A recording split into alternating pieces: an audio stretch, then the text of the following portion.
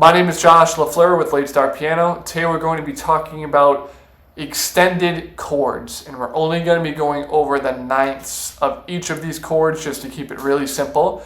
So even if you're brand new to the piano, if this is your first week of learning, then this is still something that you can use and something that you can use to kind of mess around with and improvise in the best way that you see fit. We're going to be taking this through a few different keys. The first key that will be our home key is F major. I know, not C major, because everyone shows what they're doing in C major, so to be different, I'm going to show you this in F major, and just to help you understand different keys as well, so you're not always thinking about everything you learn in C major. It helps to kind of get outside that, because there are 11 other key centers besides C major, right? So when we talk about extended chords, you first of all have to know what triads are. And all a triad is you have your root, so in this case F, then we have that major third, which is A, and then that perfect fifth, which is C. So we have the root F, we go up a major third, we play A, and then we go up that perfect fifth from F is C. So I've made plenty of videos about this before in the past, but if you don't really know how to find a major chord yet or minor chords, it's okay. Just pick your starting note, count up 4 half steps, 1, 2, 3, 4, and then 3, 1, 2, 3. And you can use that formula for any major chord. If you want to find any minor chord, you just pick the same starting note, whatever you want, in this case F, go up 3 half steps, 1, 2, 3, and then go up 4, 1, 2, 3, 4. And that's how you can find any minor chord, okay? So now with that out the way, we can talk a little bit about extended chords. And technically, an extended chord would be with the 7. So in F major, we could play F major 7, which would be that. We could also play F7, which would just imply that minor 7, which in this case would be the E flat. And then if we played the 9, we would have these notes. So we'd have our basic triad, then we'd have that 7th, and then we'd have the 9th right here. So this would be a F9 chord, F9. We can make this an F major 9 if we played same triad, but instead of having this flat, we play the major 7, which would just be E natural. Then add that 9th. So that would be a F major 9, F9. The only difference again between the two is the 7th. If it's a major 7, it's a F major 9 in this case for our examples today. If it's a flattened 7, then it's just an F9 chord, or whatever, G9, A9, whatever it is that you're playing. And to make this even simpler, if once we start getting into this, if that's too difficult for you, you can just do the regular triad and play the 9. That's fine. By definition, it's technically not an extended chord because we don't have that 7th. So this would be like a F add 9. Because we don't have the 7, so this would be an F add 9. But for our purposes today, very similar. It's okay to just do the triad in the left hand and add in that 9th degree in the right hand. And of course, the G is the 9 of F because this is an octave. So here's the 1, 2, 3, 4, 5, 6, 7, 8, and this would be the 9. It could also be the 2nd, right? F, here's the 1, here's the 2, but then once we hit that octave point, here's the 1, here's the octave, and here's the 9.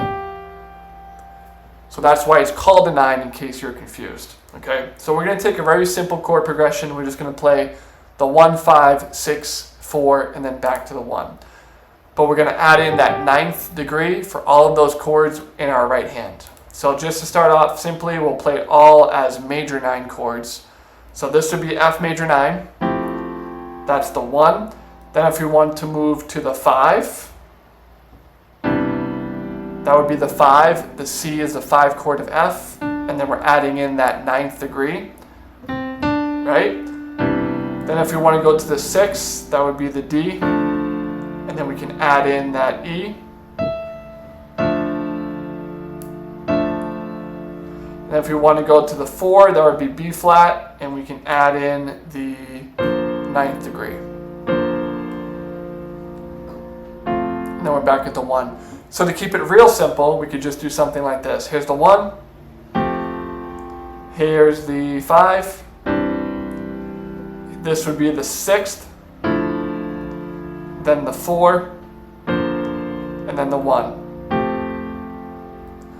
And already, even though we're playing triads in the left hand, and we're adding just that one single note in the right hand, it sounds a lot more interesting, okay? So let's even keep this all as root position. So in the left hand, we're going to keep it all as root position just so you can hear the difference.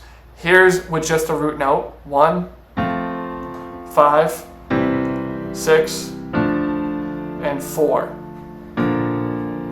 1.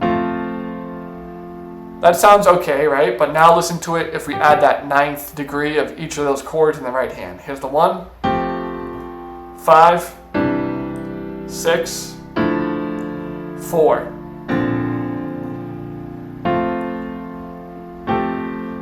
And already that sounds a lot more interesting. Just changing that one note, changing it from the root, putting in the 9th instead is much more interesting. It sounds a lot better. Then once we start using inversions in the left hand with the 9th degree in the right hand, so if we do 1, 5, we could do the 6 like this, and then the 4, and then the 1.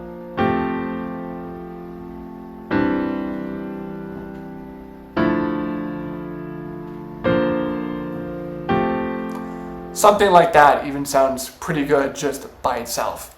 So that's one way you can do this, and you can also do this octaves in the left hand. So I'll jump up here just to give myself a little bit more room, but you can do this as octave as well. So here's the 1, so you want to do the 5, then we want to do the 6, then the 4, 1. Sounds pretty interesting already. So that's one way we can do this.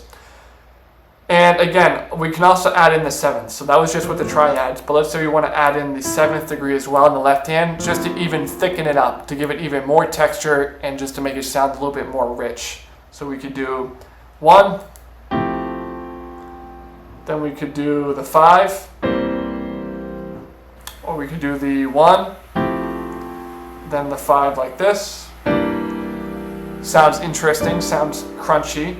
Then we could do the 6th, and then we could do the 4. And you can hear some of those, like when I use the major or just the regular 7, F7, we did that D minor 7, then we did that B flat 7. Those add a little bit more crunch, a little bit more tension once you add in those regular 7, that minor 7 versus the major 7. So depending on what sound you're going for, you can use either the regular 7 or the major 7, depending on what mood you're trying to convey in your playing as well. So hopefully that makes sense.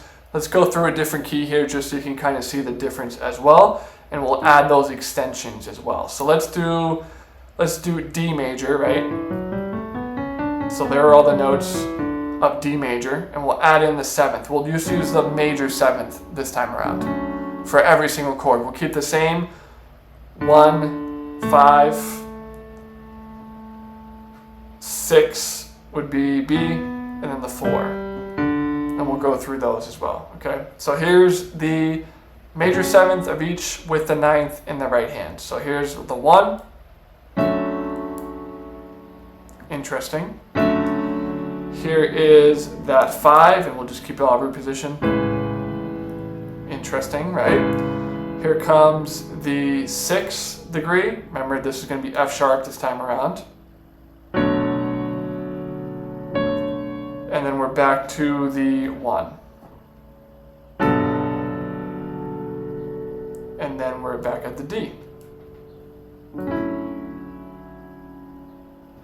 Right, and again, all we're doing in the right hand is whatever chord we're playing in the bottom, we're playing the 9th of that. So this time we're playing D. In the right hand, we're going to play the 9th, which is E.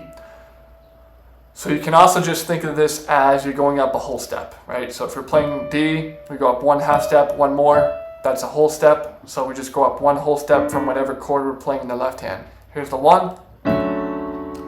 Then we would go to the 5. Interesting. Then we go to the 6th degree. And then we would go to the 4. And then back to that 1.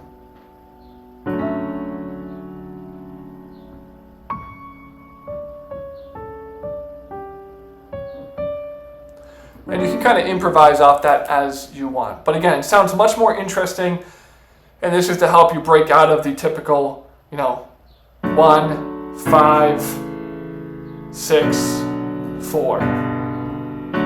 That sounds pretty boring that everybody plays when they're just starting, because it's very easy to do, right? 1, 5, 6, and then you have the 4, back to the 1. But this way, adding that 7th degree and then also adding in the 9th in the right hand helps you add more texture, helps you expand that chord as well, and it just gets your mind flowing. It kind of breaks you out of that triad spell and opens you up to a little bit more interesting sounds. So here's the 1 more time. The 5, we're playing the A7, right? So if we're playing A in the left hand, then we're going to play that B, would be the 9th in the right hand. Then we have the 6th degree. Remember, we go up a whole step, so here's the B, we don't play C natural. It's going to sound like that. You want to go up a whole step.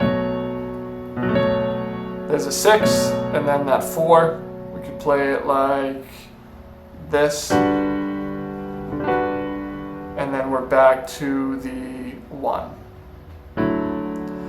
And that's another thing you can do as well. If playing all of these notes, 4 notes in the left hand is too difficult for you, you can also break it up. You can just do the triad in the left hand, and then add in the 7th degree and the 9th degree in the right hand. You can just play it like that.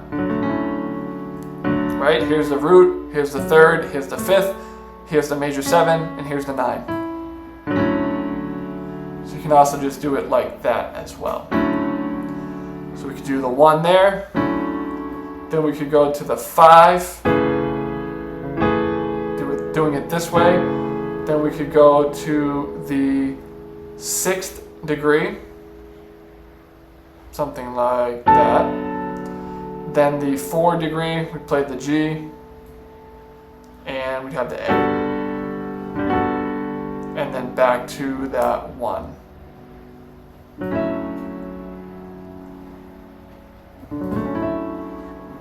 So hopefully that helps. A few different ways to do it. If you want to keep it super simple, of course, you can just start with C major. Just start with the triads.